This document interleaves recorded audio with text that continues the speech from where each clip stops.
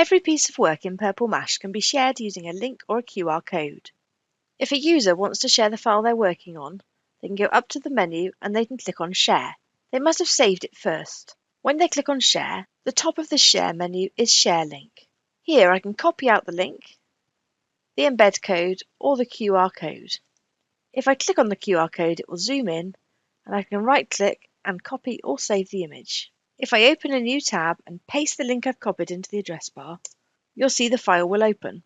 Files like this open in full screen, and those that follow the link don't need to log into Purple Mash to see the file. They can interact with the file, but they can't make any edits or changes.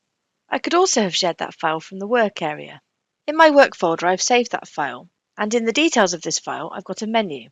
If I click on the menu within that file, I'll see the Share button at the bottom there. Clicking on the Share button brings up the same share options as when I access the share link from the file. At the top, I can click on Share a Link, and here I can copy the link, embed code or QR code.